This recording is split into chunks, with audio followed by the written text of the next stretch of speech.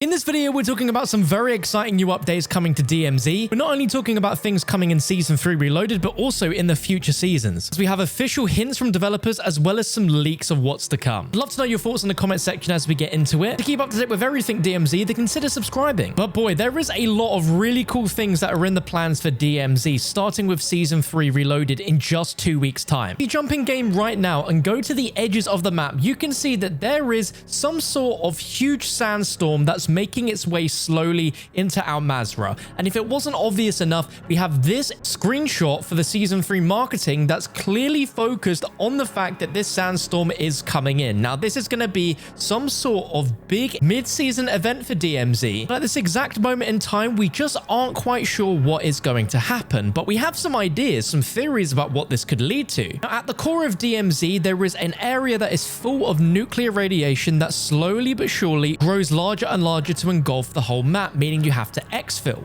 But what this sandstorm could do is it could make certain areas have the same effect as the nuclear radiation, but instead be a localized sandstorm to just that part of Al Mazrah. We have been asking the developers for so long about dynamic weather, and the developers have mentioned at the start of Season 2 that they have plans for the future for DMZ involving dynamic weather. Now, when you think of dynamic weather, you also think about the idea of day and night cycles with different lighting at different points of the game time. And whilst I don't think we will see this with the mid-season update, what I do think this is going to bring is some truly unique gameplay experiences in DMZ that we've not had before that is going to be incredibly hectic. Just imagine the visibility is so poor that you can't see 100 meters in front of you. Perhaps some new equipment will be added in so that we can last longer within the sandstorm, or if the typical gas masks will work the same way. We'll just have to wait and see exactly how this plays out, but from a narrative point of view, I think it's really fascinating that DMZ is getting something like this, but it's not something that's a sole focus within the Warzone experience that's then just being added to DMZ after the fact. This seems to be organically a DMZ event, which is really exciting, and I hope this is the start of many more to come. When talking about this dynamic weather, I did mention about a day and night cycle, and there is a chance that in the future, DMZ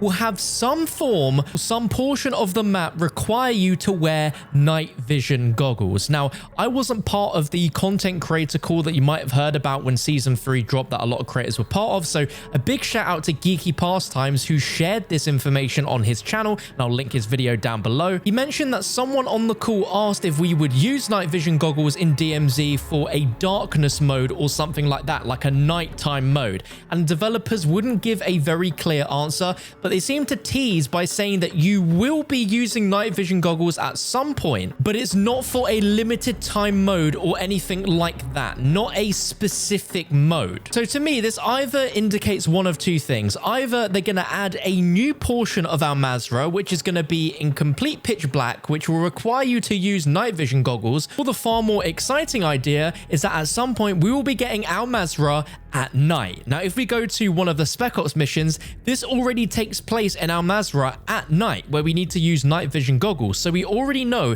exactly how it looks, how it plays, and it's already there in the game in just a small portion of the map. So it's definitely a thing that could work. And I think the idea of a full nighttime night vision goggle DMZ mode would be one of the most intense experiences that you will ever have in COD. Clearly, by what they've teased, they are going to have some sort of night vision goggle gameplay in DMZ, but if there was some sort of event that turned the map fully into night, that would be absolutely insane. There's this image that's been going around on Twitter of what Al Mazrah would look like at night, and man, it just looks really spooky, really awesome. It reminds me a lot of the Haunting of Verdansk events that we had over the last few years, where we had zombies added, and I think it'd just be super creepy, and it would just make things 10 times more intense. Let me know what you think. It's definitely a hard balancing act because we are all so used to the daytime version and the way that plays, and the way they've said it is it's not going to be a limited time mode or anything like that. So with that wording in mind, we could potentially have like the option of a day or night version of the map to play, which would be nuts. But what is also nuts is that another DMZ map is on the horizon, as when Season 3 dropped, Data Miners found a new Warzone 2 Resurgence Resurgence map in the files, and that is obviously going to be a DMZ map as well. Of course, this is also still subject to change, but data miners dug up references to a new map named Vondel, which is reportedly going to be set in the Netherlands. This was first reported on by Charlie Intel on Twitter, but aside from the map's name and its location,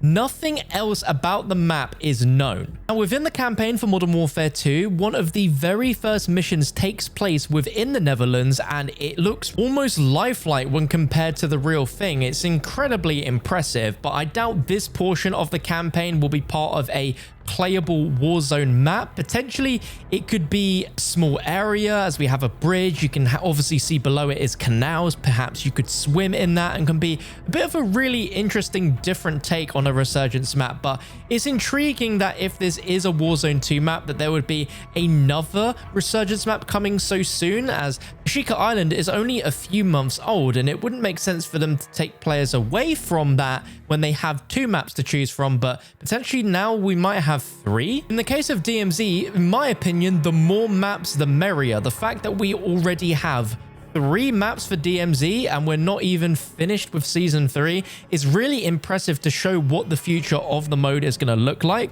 But it's an interesting discussion where once we do get another map added to DMZ, it's almost like, well, do we need another map after that? Because the maps we have cover pretty much all bases. You have Building 21, which is that very small, intense, high risk, high reward map. Then you have a medium-sized map with Ashika Island, which, to be fair, is a medium-sized map, but I feel with the amount of players on it, it's actually pretty dang small. And then you've got Al Mazrah, which is huge, so there is room for another map which sort of is in between Ashika and Al Mazrah in terms of a medium-sized map that holds more players than 18, but less players than 60 that you get on Al Mazrah. And I think like a good 32 players would probably be a good shout. I'd love to know what you think below, but there is another potential feature coming to DMZ in the future that was leaked during Season 2 Reloaded by a group on Twitter called Task Force Leakers 141, suggesting that a reputation system could come to DMZ, which would give players the option to be hostile